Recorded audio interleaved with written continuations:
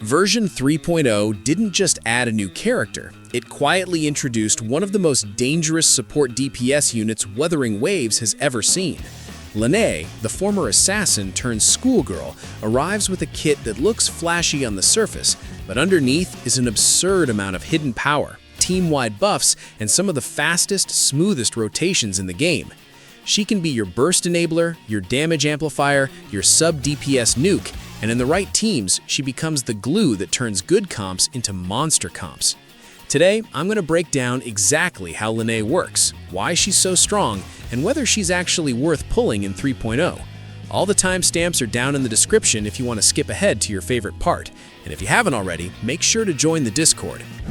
Quick pause before we continue because this video is sponsored by Loot Bar, and if you're playing Wuthering Waves, you're going to want to hear this. Loot Bar is a global top-up platform that lets you grab in-game currency faster, cheaper, and without the usual headaches, which is clutch when banners are live and you don't want to overthink your pulls. It's fully official, super easy to use, and the big selling point is the discounts. You can save a solid chunk compared to buying directly in-game, especially if you top up regularly. If you're planning to pull for upcoming characters or just want to stock up without burning your wallet, check the link in the description and give Loot Bar a look. Now, let's get back into it. Her entire playstyle revolves around a triple resource system built into her Forte circuit. She operates on two resources, Overflow and Lumiflow, and as much as her kit has a lot of context, it's simply about filling one, spending one, then using the other to deal massive damage. To make her kit easier to understand, your goal is simple: build up Overflow as fast as possible.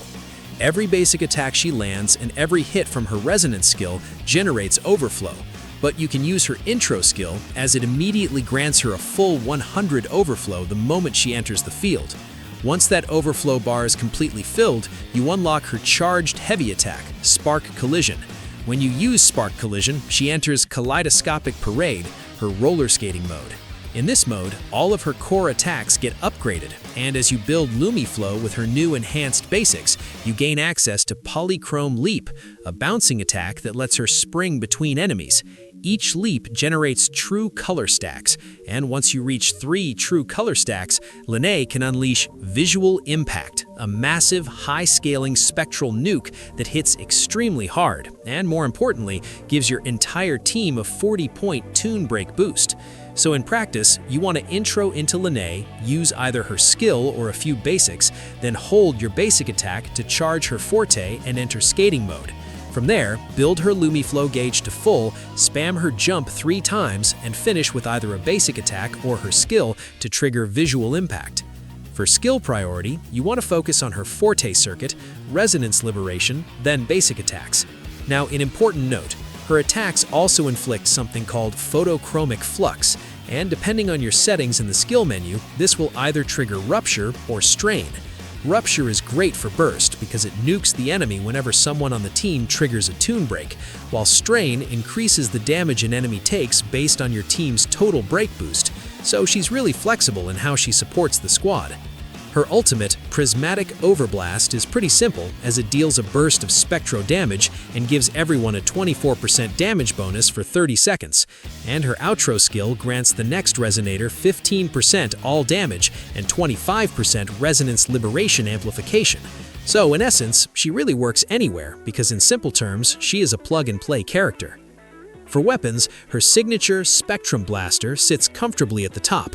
It gives her extremely high personal damage, boosts her Toon Break interactions, and stacks additional team-wide buffs that directly amplify the exact stats she already scales with. If you don't have her signature, the new standard 5-star Phasic Homogenizer is a genuinely strong alternative.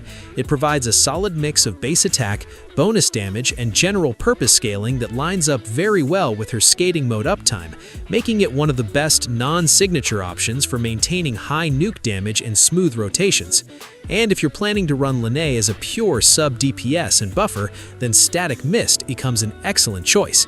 It trades some personal damage for much better energy regeneration and team-friendly attack buffs, letting her cycle her ultimate faster while keeping your main carry permanently boosted. For echoes, if you're using her primarily as a sub-DPS buffer, then Pact of Neon Light Leap is the clear winner. This set scales directly with Break Boost, which Lynae already stacks naturally through her kit, meaning her visual impact nukes and her team amplification both scale harder with this set than almost any other option. On the other hand, if you want Lynae to function more as a main DPS with extended field time, then Rite of Gilded Revelation pulls ahead. It gives her higher raw spectral damage and basic attack scaling, which massively improves her skating mode combos and turns her into a surprisingly strong sustained damage dealer rather than just a burst enabler. So yeah, that's Lynae. Pretty straightforward, easy to use, easy to pick up, and honestly, very plug and play.